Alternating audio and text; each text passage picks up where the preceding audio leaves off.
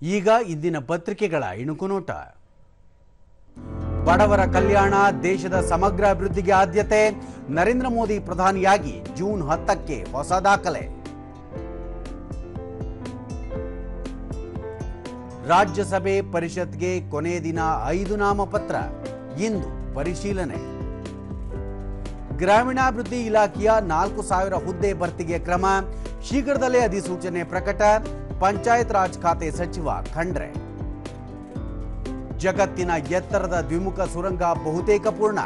ಕಾಶ್ಮೀರ ಲಡಾಖ್ ಸಂಪರ್ಕ ಕಲ್ಪಿಸುವ ಜೋಜಿಲಾ ಸುರಂಗ ಭೇದಿಸಲು ಇಂದು ಮುಹೂರ್ತ. ಟೆಸ್ಟ್ ಇತಿಹಾಸದಲ್ಲೇ ಭಾರತಕ್ಕೆ ಅತಿ ದೊಡ್ಡ ಜಯ. ಏಕೈಕ ಟೆಸ್ಟ್ ಪಂದ್ಯದಲ್ಲಿ 3 ದಿನಗಳಲ್ಲೇ ಗಂಟು ಮೂಟೆ ಕಟ್ಟಿದ ಅಫ್ಘಾನಿಸ್ತಾನ. ಭಾರತಕ್ಕೆ ಇನ್ನಿಂಗ್ಸ್ ಹಾಗೂ 300 ರನ್ ಭರ್ಜರಿ ಜಯ. ಇವು ಇಂದಿನ ಪತ್ರಿಕೆಗಳ ಪ್ರಮುಖ ಸುದ್ದಿ. ಉಳಿದಂತೆ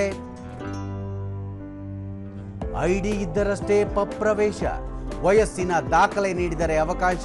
ಗೃಹ ಸಚಿವ. ಪಡಿತರಕ್ಕೆ 1 ಸಲ ಬೆರಳಚ್ಚು ಸಾಕು.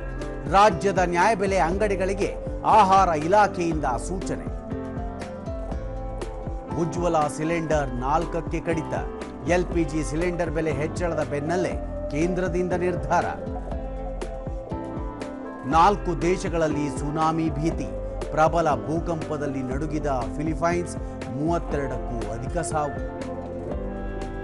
ವಿಶ್ವ ಯೋಗಾಸನ ಚಾಂಪಿಯನ್ಶಿಪ್ ಮುಕ್ತಾಯ.